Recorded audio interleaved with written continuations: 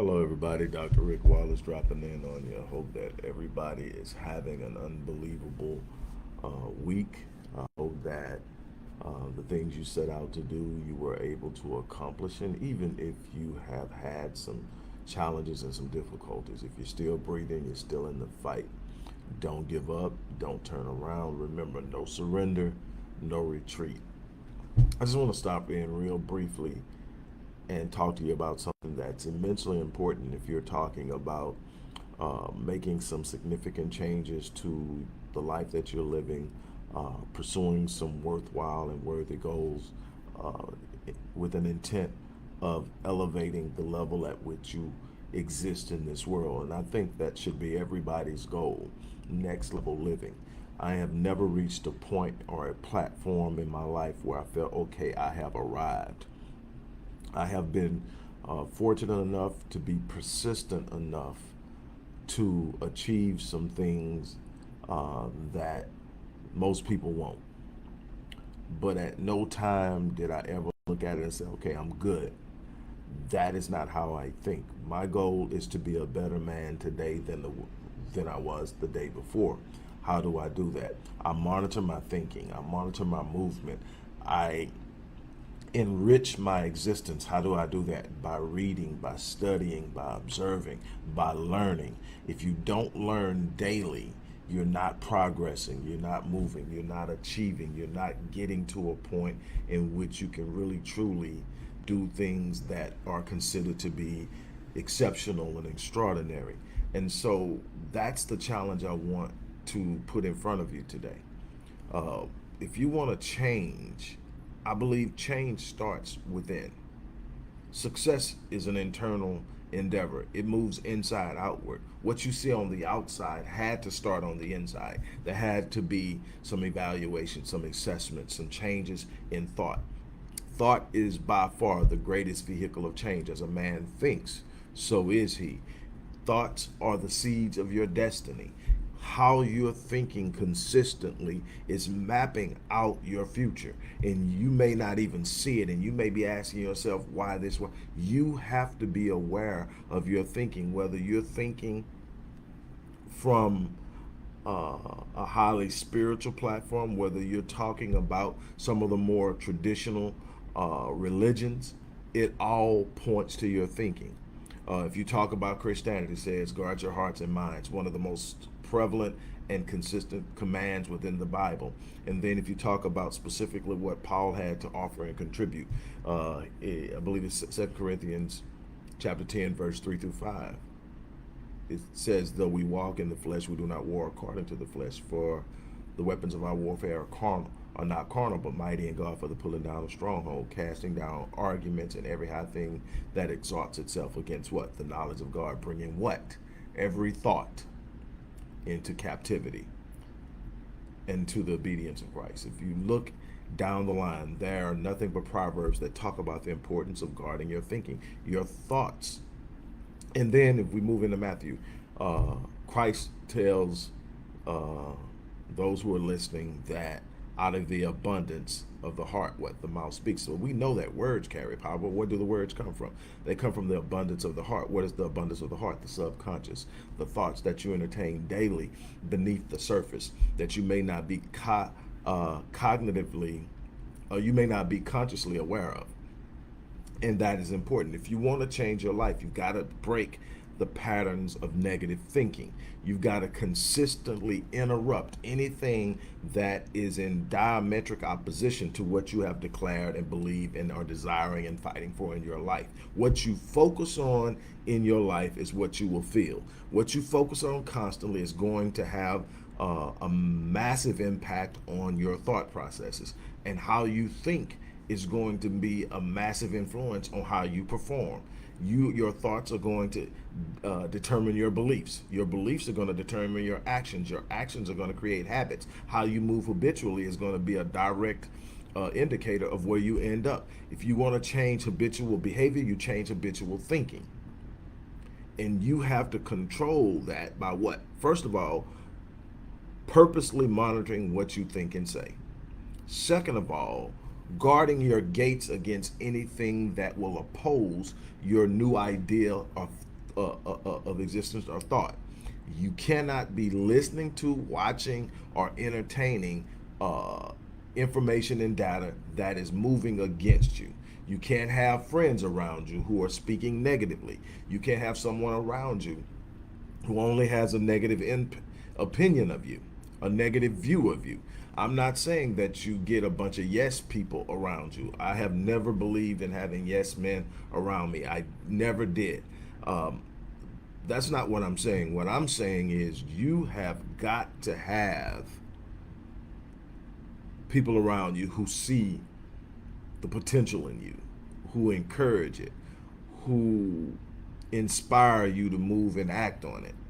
Now you do need people to hold you accountable, to tell you when you're not doing, but holding someone accountable, constructive criticism is always that thing that says, hey, you're not doing this or you're not doing that, and you can.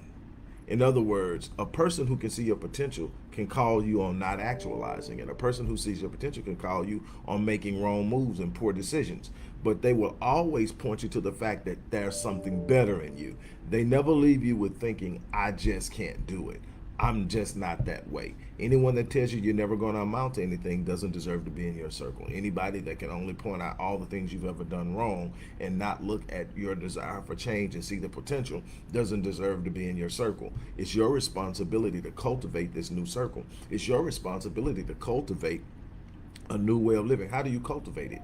You constantly engage it. You're constantly speaking it, not just affirming it, but literally performing what I call incantations, the embodiment of what I say. So when I'm speaking into my life things that have not yet manifested, I'm not just saying it, I'm literally embodying it and literally believing at a level that you can see the expression on my face and know that I believe it, that it's there, that I'm speaking it, that I'm embodying it, that it becomes a part of what generates my energy level, my vibration, and you can see it in the way I move, in the way I talk, in my facial expressions. It's me literally being able to plant myself in something in the future and feel it.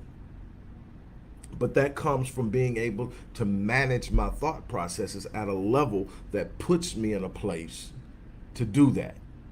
You've got to break the poor habits of poor thinking, the pattern of poor thinking, the pattern of negative thinking, the pattern of always seeing what can't be done and putting that aside and focusing on what can be done, setting a standard, becoming committed to it, and pursuing it with a level of relentlessness that is unstoppable. That's how you achieve. It's not going to be handed to you on a silver platter. It's not going to fall out of the sky. You're going to have to go get it, but you're going to have a mindset that facilitates the movement that is necessary for you to do it.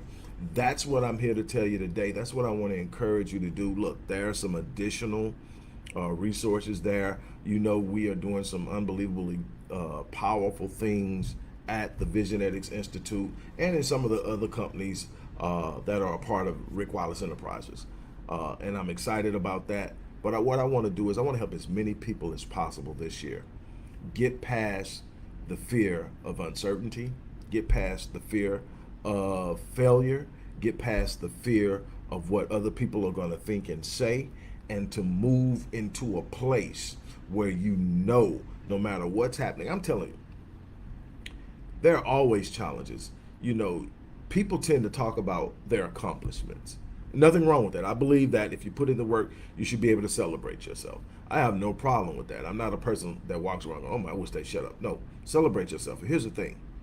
Make sure when you are presenting what you have accomplished, that you're transparent enough, not necessarily in great detail, but in honesty and in truth, that you're honest about the journey, that you let people know that in order for you to reach this platform of promise, you had to go through a journey of process. That process always precedes promise, that there's always challenges. You know, I have experienced that normally when I'm about to take that next step up, I get hit real hard and pushed back. And it's that point where I am completely committed to the process that I begin to see the wheels turn and me move. No matter how slow the wheels turn, no matter how many challenges present themselves, no matter how many perceived obstacles present themselves, the focus is the same. I see what's in front of me. I know what's there. I'm going for it. Whatever I've got to go through, whatever I've got to go over, whatever I've got to go under or around, I'm going to do it, but I will not relent. I will not turn around because my mind has already confirmed that it belongs to me. And that's the way you have to think. You have to develop and cultivate a positive thought process that produces action that is consistent with what you believe. And if you don't have the beliefs, you got to develop the beliefs. Look, I wish you the best. As I always say, look, I live my life on full. Each and every day I wake up and I live my life on full. I give every day everything I have for that day. Why? Because when I leave this place, I want to die on E. I live on full so that I die on E. That means I'm not going to leave anything undone. I'm not going to leave any potential on the table. I'm not taking any of that to the next stage with me. It's not going to the grave. It's not going anywhere or whatever. It's going to be expended in my work, in my passion, in my purpose, in my desires, in my goals, in my love for my wife and my family. It's going to come out in the energy and effort I present each and every day. You got 86,400 seconds in a day. When they're gone, they're gone. You've got to do something with them. That's my challenge to you. Look, I'm going to get out of here. It's great to drop in on you guys. No matter where you're going to watch this video at, there are going to be some links to some resources. Check out the resources. I would love to work with you if you're ready to make some major moves in changing your life and you are seriously committed to it. Reach out to me. The information should be in there. The email. Look, average is a default setting. Don't live life on default. Activate your potential and achieve what's possible beyond average. You have what it takes to achieve greatness, but you're going to have to put in the work. That's my call and challenge to you on this day and moving forward. Have a great day. I'm out of here.